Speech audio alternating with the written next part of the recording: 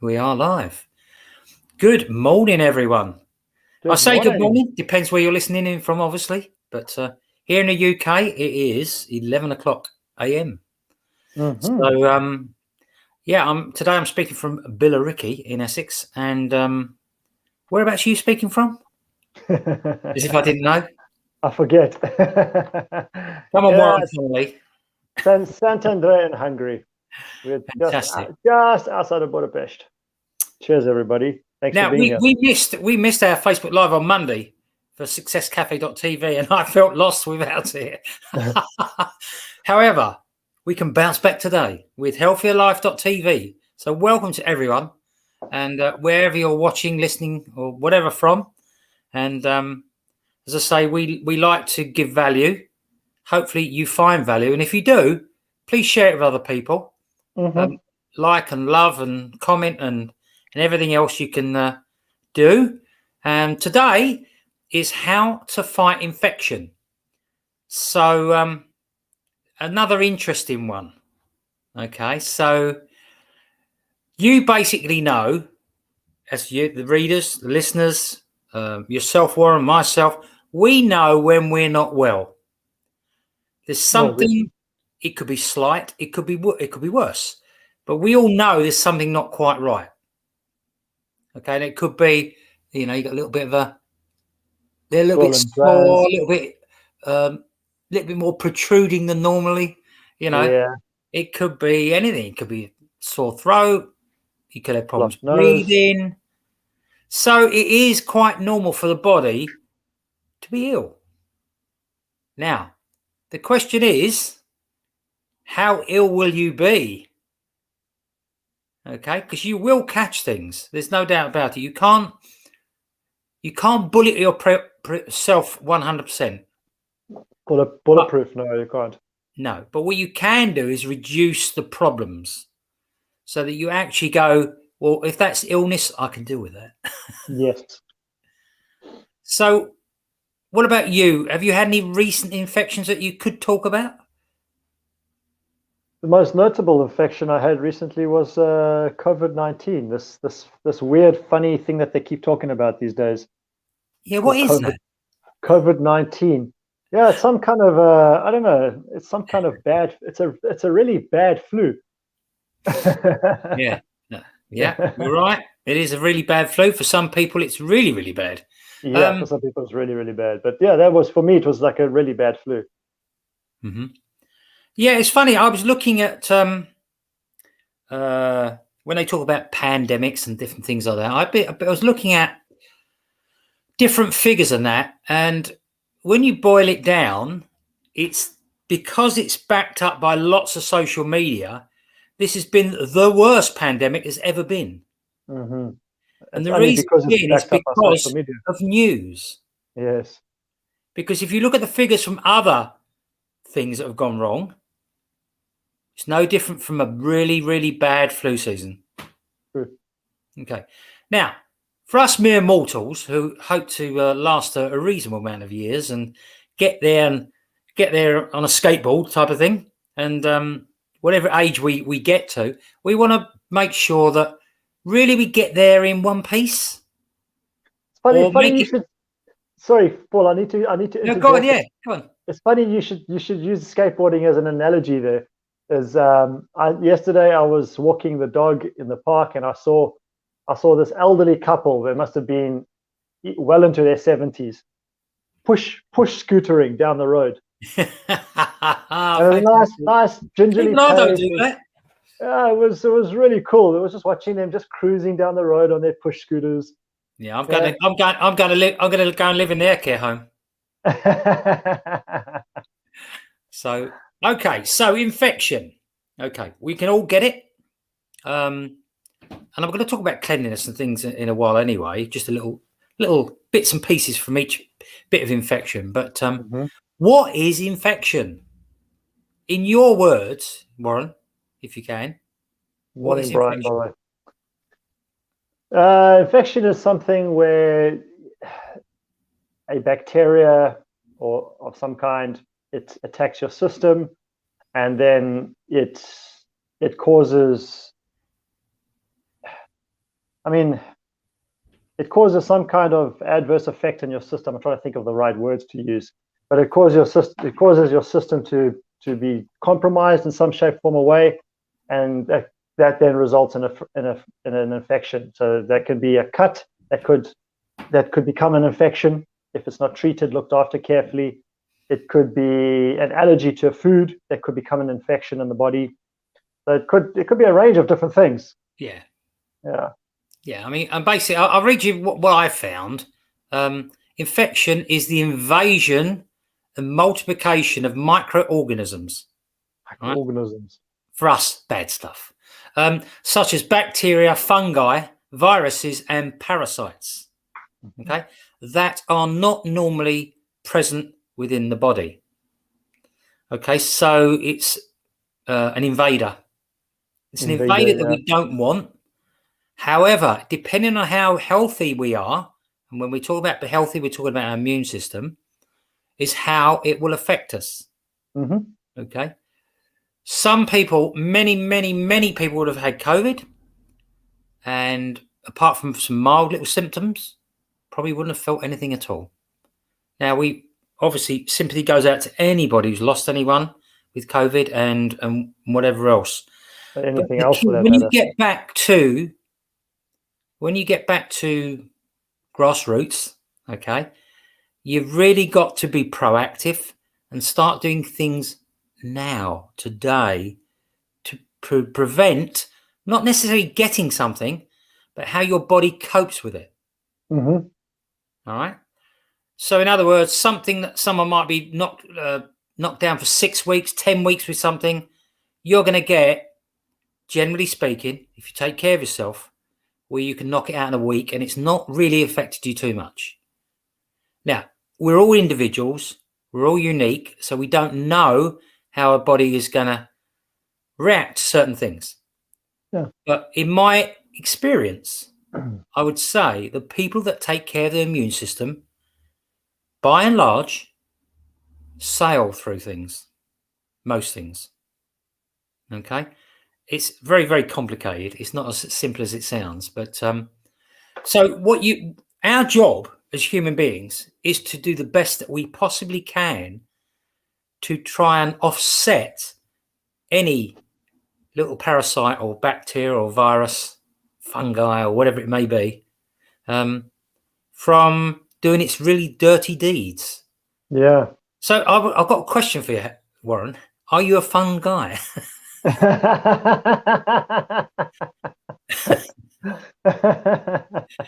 Sometimes I am, sometimes I'm not. Yeah, good question. Now, sometimes infections don't cause any symptoms whatsoever, and they will be classed as subclinical, or they may cause lots of symptoms, and they will be classed as clinical. So, as I say, it all depends on how healthy you are. So my question, and I've said it many, many times, is how healthy are you? Now that we don't really know, do we? We don't really know. The only way you would know is your reaction to something and the amount of time it takes you to heal, or if you took some kind of test or tests. So if we were talking about allergies, there are, it does cost quite a bit of money, I believe, because I've never had it done, but you can go and be tested for all these different allergies. Yeah. If you can't eat gluten or dairy or lots of other things as well, like penicillin, so it's important. I actually think, I mean, I've never done it. Maybe I've skated through and not needed it. I don't know, but now I'm thinking, should I have had it done? Like an allergy test. Yeah, they do about 400 different things. Yeah. I've had something like that done before many years ago in Dubai, and you get like a 20-page report on what's going on inside your body. It is hundreds of pounds, from what I remember. But mine fortunately it didn't cost me a cent. No, probably because of the industry you're in. Exactly. Yeah. I had the right. Probably something to do with that hotel in Dubai, I would imagine, or something. Yeah. Okay. Yeah. So it's very, very important that we boost our immune system as much as possible. So now, what are the signs and symptoms that you could associate with an infection? Now, I know they're going to be varied, but what would you say? I've got a list here, so I can cheat. But I mean, there could be dry eyes, watery eyes. It could be snotty nose, dry nose, excessively dry nose. It could be a cough, as you touched on as well. yeah, You could have, it could be skin issues, skin related, like rashes or markings, or you could have, what else? Aches in your joints, pains in your joints and your muscles. That's signs of infections. As you said, there's so many of them. yeah. And I mean, unfortunately, you didn't miss many, but no, because if you're not working, if you're not working from notes, you wouldn't remember all of them anyway. I definitely wouldn't. I'd be lucky if I remembered 2. But fevers, chills, and sweats, sore throat, or new mouth sores. Yeah. Shortness of breath. Well, I've never had that. But I think I've had everything else. But nasal congestion, as you said, stiff neck is going on, and a burning or pain when you're urinating. So there's a bacteria in South Africa that we get. I mean, it's not. I don't think it's exclusive to South Africa, but we get it in areas where there's still water, like lakes, dams, and that. It's called bilharzia. You go swim in the water, and what it does is it goes for the orifices. So it's like a heat-seeking missile, and it just swims up your swims up your penis. And is it a living being? Is it a living thing? Yeah. Yeah. It's some kind of, I don't know how. When you shoot, it will shoot for your orifice. I mean, it's like it's like a white shark, isn't it? It's some bacteria that is actually it's found in water, and it can result in really painful urinations, and eventually you can have serious medical conditions if you don't have it treated. So it's like Weil's disease, I'd imagine. Like what disease? Weil's disease, where the rats. Okay. So if you go in the harbours in London, let's say because I've done that. Luckily I wasn't ill, but So that obviously they urinate in the water and different things. So but I much prefer going to Greece. The water's clear there in the islands, but I had a swim in the Nile River one day, and they warned me against swimming in the Nile. We were out of the city, so we had left the city. We'd left Cairo, and we were sailing down the Nile, and we ended up taking a pit stop somewhere. And I thought, I'm going to go for a swim. Jumped off the boat, went for a swim. You bad man. That evening, oh man, I had bacteria infection that evening. Yeah. They bury people in there as well, don't they? No. That's the Ganges. Oh, right. Okay, that's right. Very different part of the world, for very different reasons too. So okay, right, but the Ganges is very polluted. So there are signs and symptoms, but the basic thing is with signs and symptoms, you will know if you've got an infection. Okay, we're pretty intelligent, All it's a pain in the elbow, there's something wrong. So how do you know your body's fighting an infection? Sometimes it will be, your energy may be slightly low because your body's using the resources to fight off that infection. But also, it depends on how quick or how soon the symptoms should be disappearing or not. I mean, if it's a lingering thing, then your body's not able to cope. But if it's short-lived, then I guess Well, they reckon there's the group of viruses and all that type of thing, and bacteria and things. They reckon there's about 2,000 things that could affect a human being that they know of. But we only get affected by about 10% of them. Okay. Doesn't say you and me have had 10% of them. It just means it's possible for us to, But there's actually a study. I'm gonna look for that study now. If just I don't know why I didn't think about it before the call, but there was a study that was done over a 10-year period Yeah. around the world, and the results have just been recently released. And they did this. It was directed from the US, somewhere in the one of the universities in the US, but they did it in different countries around the world. And they took swabs from places like metro stations, all kinds, public places, all the public places, and they discovered like a large number of brand new bacteria that had never been known before as a result of the study. Yeah. And also viruses as well that weren't known to man before the study was done. So, like you say, yeah, we're impacted by, I think it's over 200 different or 2,000 different types of bacteria. I don't know the exact number, but a lot. And the fact that we don't get sick on a regular basis is testament to the amazing. The incredible fortitude, you know, of our body and our system. Yeah. Yeah. The body's a really, really good bit of kit. Okay. And it is. I mean, it's I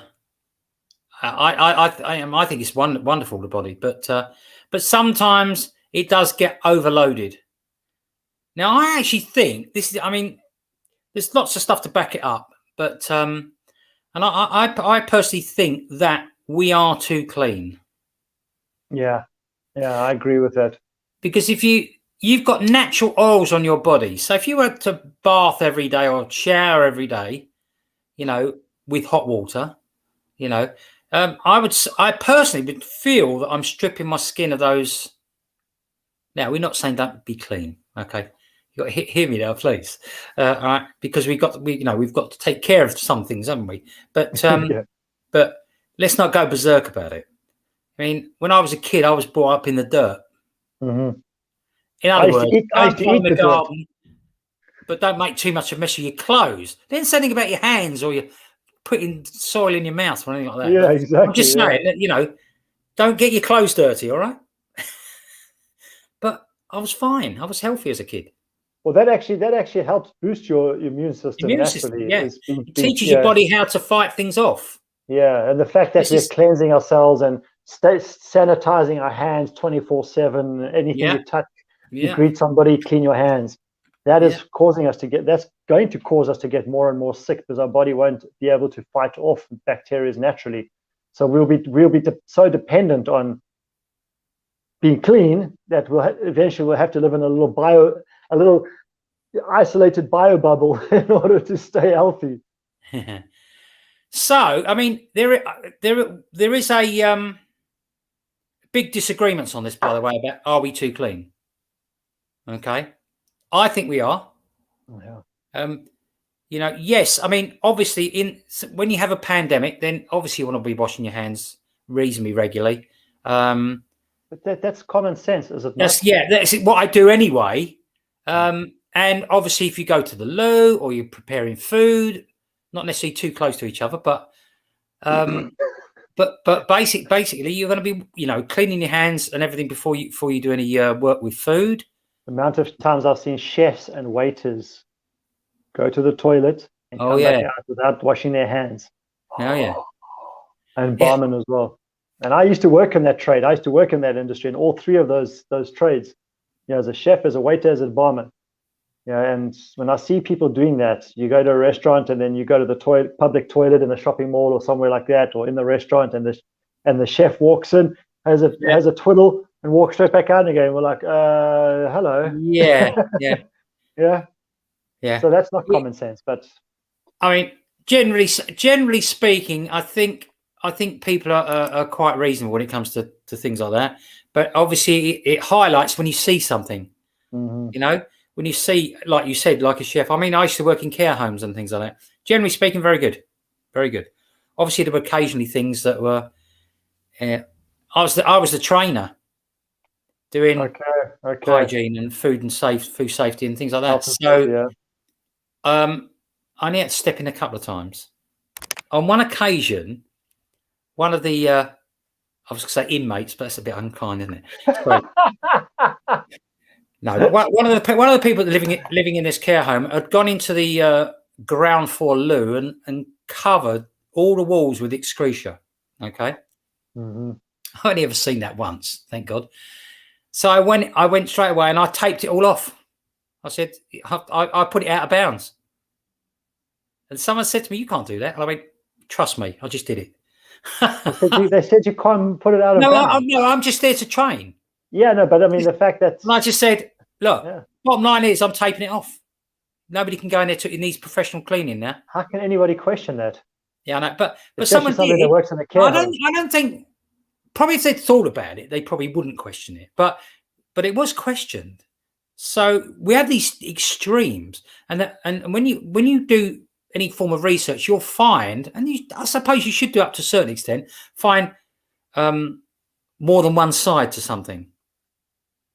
But in my world, the way I've been brought up, and I can only go by that.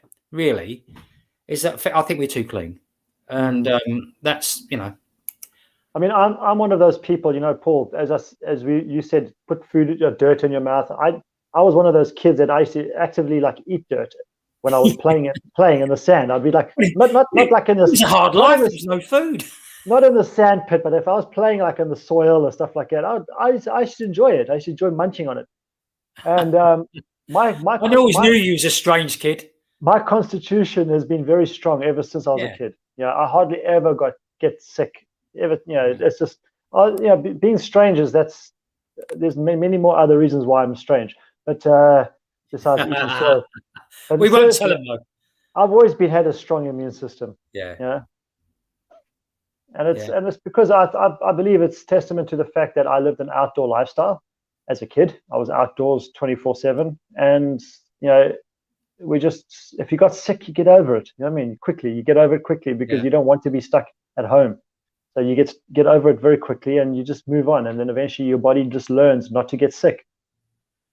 I actually think, this is again my personal opinion, that one of the biggest things about infections and things like that, and this is taking my life and thinking about it, is about stress and not being able to relax. Yes. If I have a good period of time where I'm meditating, reading, maybe taking things easy occasionally, and doing some right things, I don't get ill. The moment I veer away from that, and again, obviously exercise is part of that as well. If I veer away from all of that, is when I start getting ill. So I actually think stress is a big one, and I'm not talking about where you're worried about paying a bill. I don't mean necessarily about that, because sometimes you don't know you're suffering from stress. Yeah. But yeah, I think stress and exercise and that part of it is huge. Well, if you think about stress, and again, you just go back to the brain. Where does the stress emanate from? It comes from inside here, right? And that's. Some people say it comes from the gut, which is your second brain. Well, that is your second brain, but right, in terms of how we feel the stress, we feel it from here, right? And then the thoughts that emanating from our mind are all based around here. So we have this conversation going in our head because of the stress we're living under, and the brain is more than 75% water. So the vibration that's going on in your head is not good. It's all very, very bad vibration, right? And then that compromises your immune system, because it starts to draw energy from your body to compensate for that. And then that's when you're going to have infections and get sick and everything else. So, yeah. Good morning, Brian, by the way. Brian Taylor. I saw that message. I got bits of paper covering up the messages, so I can't see them. So how do you get rid of infection in your body? Let's deal with it in a simple way. Warren. Sort out your nutrition and your immune system. Change your energy. That's probably the easiest way to do it. But it's not also. It's the irony is that it's very often the most difficult way for most people to actually get to that. It's once you learn how to change your energy, it becomes very easy to prevent yourself from being infected and to change your immune system and that. But for most people, it's very difficult to actually get to that point, I think. Yeah. I funny. It's funny about energy. I was watching. I don't watch television very often, but I actually watched television for 10 minutes today, and we had a gold medal boxing female, Nicola Adams, on there. Oh, I know that name. Yeah, and she was interviewed. She was infectious, and I mean in the best possible sense. Yeah. Her attitude, the way she came across, she was always smiling, and it was a genuine smile. It wasn't forced or anything like that. That's the way she runs her life. And again, she's been Olympic champion, so now she's doing some fantastic things, with public speaking, no doubt, I'm sure. Yeah, and and I just thought she's the type of person I want to be around straight away, so. Well, I mean, that is an example. And the other thing is, and I want to mention this because it's important. With all the crap that goes on in the world, as in people attacking people and things like that, because I think that's another form of stress added together with social media. It's the fact that this girl, not only she's a ray of sunshine, and I don't like mentioning this because it's not something I do, but she's black and she's gay. Okay. And there's a lot of prejudices in the world that are inflated when there aren't any. However, and she's superb. She'd be number one on my list. If I was interviewing people on TV, she would be number one without a shadow of a doubt. So, it's about who you are as a person, and she's obviously extremely healthy. And she and I thought if health wise, that's how I'd want to look. Okay. Minus the breasts. Yeah, well, I didn't really go that far, but yeah. Okay. No, but what I do is just have some more estrogen. Okay. Estrogen. But okay, well, estrogen. And look, the same thing happened. Like the same thing is relevant in care homes and hospitals, in medical centers, where when there's a happy environment, if the staff and the caregivers and the medical staff are happy and bubbly and cheerful, the patients or the people living in the care home are invariably going to be feeling the same way. There's a study that was not a study, but an actual case where I studied an ancient Hawaiian healing practice called Ho'oponopono, which you know about. Mm-hmm. But for the sake of the viewers, this is something that is, as I said, it's an ancient practice. And one of the gentlemen that taught me,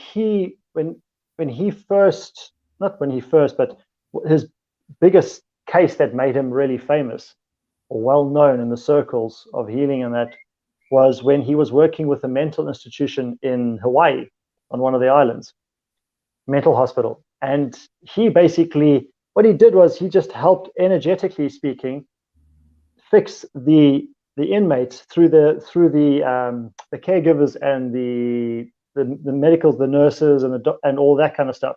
So, but he basically covered everybody, and everybody just got happier as a result of that. So, the caregivers got happy. They were enjoying their days a lot more. They were not going off sick from work on a regular basis, which many of them were off sick from work, like literally sick, because of the stress levels of working in a mental institution. All right. And what comes with that, the baggage that comes with that, their downtime was completely reversed as a result of that, because and it probably is the downtime that causes the problems. So. Yeah, the inmate, or not the inmates, but the ones that were what do you call it? Where people are in mental homes, they are.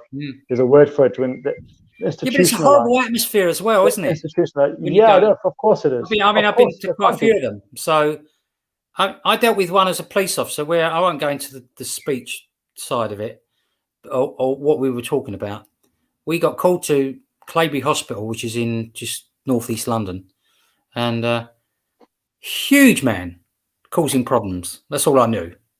So you had the nurses all standing to one side with the police officers, and this bloke was leaning on a police car.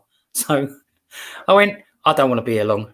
So I went and lived with him on the police car to the disgust of everyone else.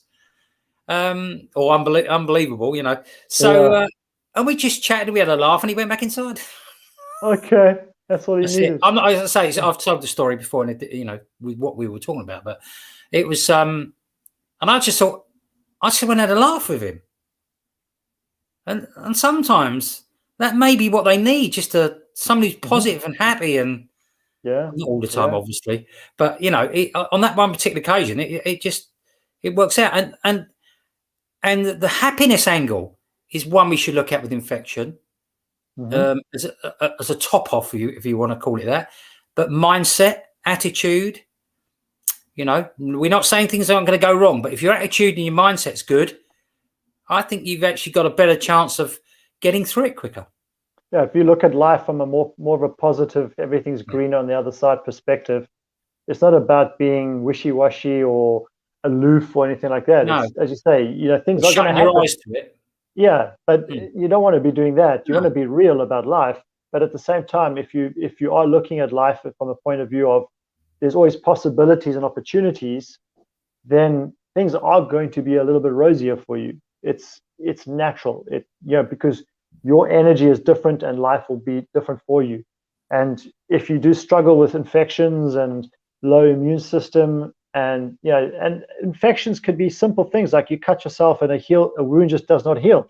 Yeah, that turns into an infection. So that's probably that's because you haven't cleaned it properly, and you haven't. Well, it could be. No, I said it could be because you could be, of course. Yeah. And because some people just be all right. Yeah. Well, no, sometimes it's not. You get stabbed by you step on a nail. It's like it's okay. Meantime, and then all of a sudden, it's funny you should say that. You get jaundiced. I was breaking up a big fire station when I was 16. I was working 2 weeks for the council, and they said, "Oh, go and destroy that fire station." It's just like that. Go destroy sledgehammers and everything. We was having a great laugh for a week. But anyway, I knelt on a shelf, right, and my head went straight in a rusty nail that was sticking out from the wall. But I survived. I was all right. It didn't hit my brain. You're right. Clearly. But I'm just saying it was. But that could have gone horribly wrong. Oh yeah. But I did go to the hospital and have a tetanus jab, and they checked it out. Now it's all right. It's fine. But I mean, now what if I'd left it? That's what I'm saying. So you can, by omitting to do certain things, you can cause problems as well. So it's not all about having a mindset and a good attitude, but it does help. You need to take the right actions too. I found this quote, and I loved it. It's not exactly short, but whenever the immune system successfully deals with an infection, it emerges from the experience stronger and better able to confront similar threats in the future. Our immune system develops in combat. Yes, in combat. Key term. At the first sign of infection, you always jump in with antibiotics, you do not give the immune system a chance to grow stronger. And that's Dr. Andrew Weil, spelled W-E-I-L. And this is what's helped us. This is what's helped us survive through the eons. Absolutely. As a species, we've learned to adapt because of our ability to fight off bacteria and viruses. The body's adapted to that. Remember, you got more than 2 trillion cells in your system with billions of chemical reactions going on at the same time, and that alone requires it requires strength. It requires the ability to be able to learn how to keep adapting. Your body has to learn how to adapt continuously in order to survive in this world. But if as you say, as Paul says, if you're just fighting in inverted commas that with antibiotics all the time, you're not giving. It's like saying to somebody, oh, here, let me help you over the finish line because I don't trust that you can do it by yourself. Yeah, I know. That's what you're telling your body. I don't trust that you can fight it off by yourself. That's it. And yeah. So can your body fight infection without antibiotics? Yes, it can. However, there may be occasions when you really, really do need them. But I think the problem also is that the way things are at the moment, people take them too often. So it's the scapegoat. It's easy scapegoat, right? It's just So when I take a drug for something, which is so rare, it's unbelievable, it affects me very quickly. Now, people that take antibiotics all the time, their speed of recovery is going to be much slower as a general rule. Also, most people, and I think doctors nowadays probably do stress this more so than they used to in the past, but still people don't pay attention, is that a doctor will say, make sure you finish that prescription. Regardless of whether you feel better or not, finish the prescription. And what most people do is say it's a 5-7 day prescription. Yeah, they get to day 5, they feel better. Oh, I'm off the antibiotics now. But your body needs to be able to learn how to work with that antibiotic now, and it needs that 7-day time frame in order to do that. So then when you don't do this, then something else comes along and your body has no idea how to fight it, or how to recognize it. I might have mentioned this in previous things, but when I was about, I'm trying to think how old I was. Let's say 17. Okay, really doesn't matter. But I was in the police cadets, and I spent a week in the police. We had a sick bay type thing. I spent a whole week there, right? And I had boils. Okay. Now I know what it is. I know what it is now, but it took me over 40 years to find out what it was, because they didn't know either, right? So, and they thought it was impetigo. So they gave me this great big syringe in my ass, once a day for a week. And then they realized, it was painful as well. Anyway, we got to the end of the week and said, no, you didn't have impetigo. I went, so you give me those jabs in my ass for a whole week, and it was the wrong one. He went, yeah. They weren't my favourite people. Anyway. They probably enjoyed watching you go. I found out later on it was too much iron in my blood that was causing that. Oh, okay. I had that all my life, and it took them 40 years to find out. So does medicine have all the answers? Absolutely not. Do we have all the answers? Absolutely not. You test and you do your best. Test and do your best. But here's the thing, right? From our angle, is, get your diet right, or as right as you can make it. It's about being proactive, and it's about doing it now, today. So when the next little pandemic comes along, you can go, deal with that, no problem. And not just the pandemic, but any other adverse. Oh yeah, the other thousand things that come along. External stuff, heart disease, all of these kind of things. Yeah. So if that has a chance of slipping in there somewhere, when you get your eating right, you minimize those risks, those chances. Your success ratio increases exponentially the moment you start getting your eating right, and your nutrition, not just your eating, but your nutrition. Yeah, that's right. Yeah, you've got to. So we can help in that. I'll talk about it in a minute. But basically, there are, when you spend time doing a little bit of research and that, or you listen to people, you watch it, you go, there's so much stuff I've got to do. What do I do about it? I'm getting hit by every angle saying you've got to do this, you've got to take this, got to go for a walk, do handstands down the road or wherever it may be, and it just becomes this massive stuff, just do some simple things that are good.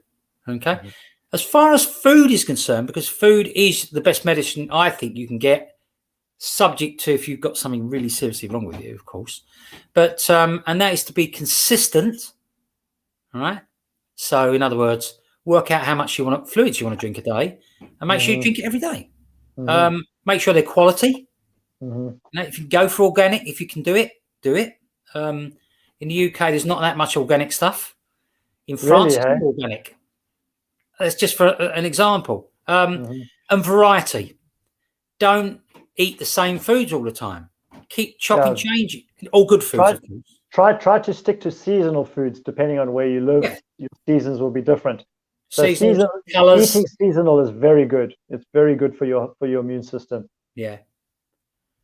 Yeah, you just vary. You just keep having quality and variety. It's as simple as that. So think of it like investments. And I talked about this morning. Talk about money, talk about investments, all different types of investments. If you put all your money in one thing, it goes bang and wrong. You have no money. Okay. So maybe stick your money in 6 different things. No, I'm not an investment person, all right. But what I'm saying is, if you had some property, you had some foreign investments, some foreign exchange, maybe you got a bit Bitcoin or whatever, maybe you got a bit gold and silver. You can go on. There's lots of things. You could do something in the green area as well, stocks and shares.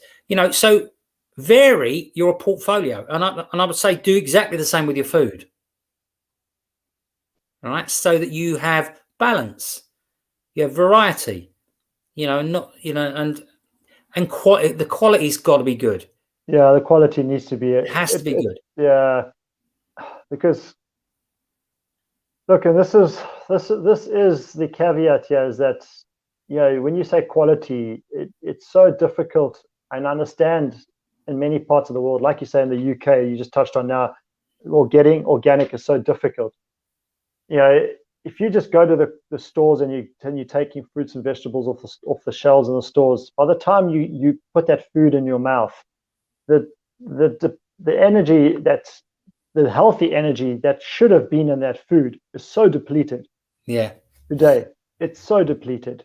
So you rather spend a little bit of extra money on slightly better quality, where you know that you're going to get fresher, more nutrient dense foods, than being able to buy en masse something that's just cheap and nothing for your system, does nothing for your body. It's a tough one, but it is important. It's just I'd say you use the investing analogy example. I'd say if you're going to put money aside to invest in yourself in some shape, form, or way, make sure you do that so that you can buy quality food for yourself. Absolutely, yeah. So the other thing is age. Age is a number. We tend to think of our age. We spend the first 40 years doing crap things to our body, and then we pay the price. So just think about that. Do it as early as you can, and because I look at some 60-year-olds, and some of them have got an immune system of a 40-year-old. Some have got the immune system of an 80-year-old. So you can pick your choice which one you want. Okay, and you'll do that through your choices. I'd say a lot more inclined to be around the 80-year-old mark. Yeah. You can't keep having takeaways. You can't keep eating processed food. Yeah, you can't. You will have problems in later life. I'll tell you now. Okay. All right. There was that. Some say it's an urban myth, but I did hear it on the news when I was in Dubai. I heard it on the news radio one day, and it was a girl, 12 years old, in the US. She basically ate Kentucky Fried Chicken from the time that she could consume solid foods. Yeah. And she pretty much ate nothing else, because from the moment she was weaned off milk and she could start eating solids, she was eating KFC. And that's all she wanted to eat, because she was addicted to that drug that's in the food. And by the time she was 12 years old, her system just collapsed. Yeah. And just completely gave in. And she was hospitalized and whatnot because of that. And she was only 12 years old. I've lost in-law wise, but I've lost a female to cancer because they didn't cook very many meals themselves. Tended to live on takeaways and all things like that. And she didn't I don't think she made 45. I think she was something around that. I really don't know. But when you start to analyze how she'd run her life, you realize why there was problems. Yeah. And then you're talking about things like diabetes and heart disease and the metabolic system really shutting down because it won't like it. You can have anything you want, really, within reason, once in a blue moon.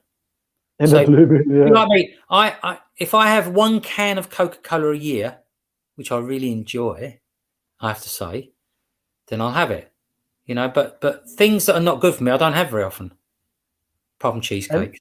And you'll also find that the moment cheesecake. The moment you start to eat healthier on a regular, consistent basis, your taste buds will change, and our taste buds change as we age. As we age, our taste buds are constantly changing. However, they also change based on the foods that we're putting in. So our tendency to eat certain foods will be based upon whether the taste buds agree with that or not. So when you eat healthier foods more frequently, more consistently, those taste buds will become cleaner.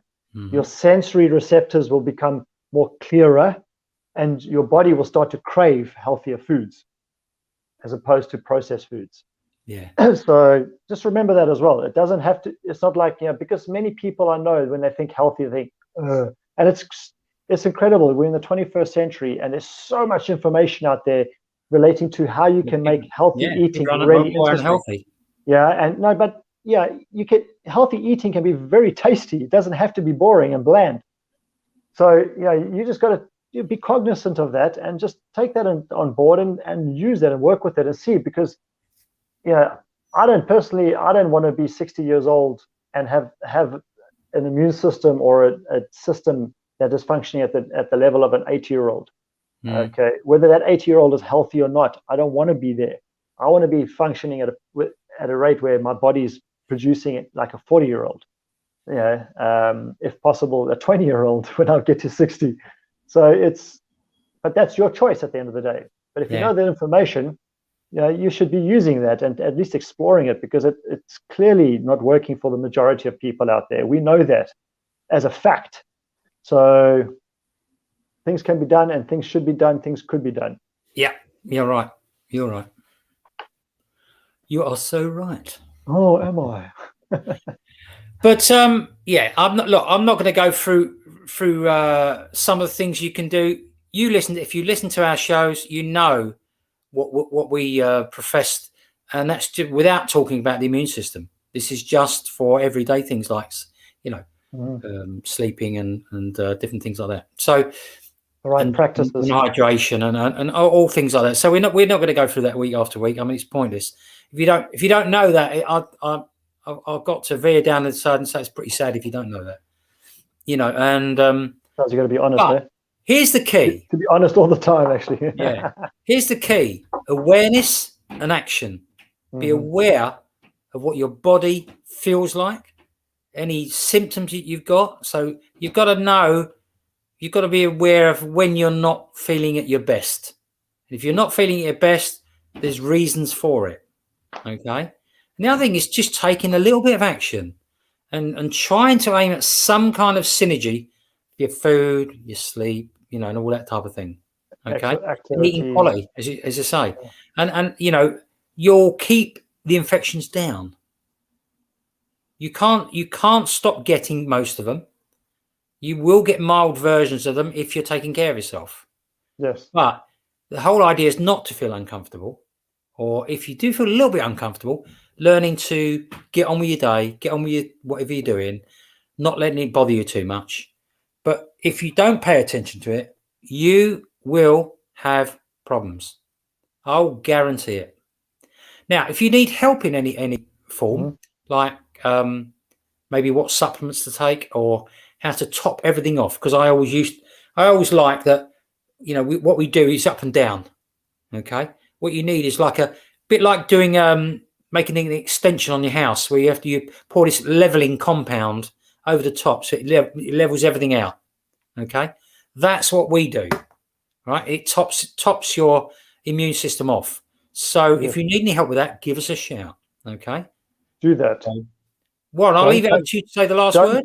Don't procrastinate on it. Don't contemplate it. Don't think, I'll come back and I'll think about it once you've watched this. Just if it rings true with you, if what we're saying makes sense to you, then take action on it now, because tomorrow never comes. Tomorrow is never here. So you've only got today. So make sure you make today the best that you can and take action on it now. Just at least explore the possibility of improving your immune system, improving your health, improving your daily habits, because that's what it is. It boils down to habits. You've got to start creating the right habits and be consistent in those habits, and then the success and the changes will happen as a result of that. And as Paul says, then you will get those infections, but you won't necessarily feel it. And also, if you need some advice and some tips on what foods you can be eating to help with boosting, your immune system, or just help fighting the infections that are inevitably in your system. And these are foods that you can be eating every single day, okay? Or you should be eating every single day or thereabouts. If you need some tips on that and some help and advice, then just reach out to Paul and I on that as well. Okay. So. Absolutely. Right. Fantastic. Have a great day, everyone. And we'll see you next Wednesday, 11 a.m. London time, and 12 midday Budapest, Central Eastern time, Central European time. Yeah, yeah. And then we'll be back Monday with successcafe.tv. So we will be back next. The reason we weren't here on Monday was because I wasn't about. It's my fault. You were about, but you weren't. I was about. Well, I was driving up and down the UK. So lovely. All right. Speak to you soon, everyone. Have a great day. See you later. Now.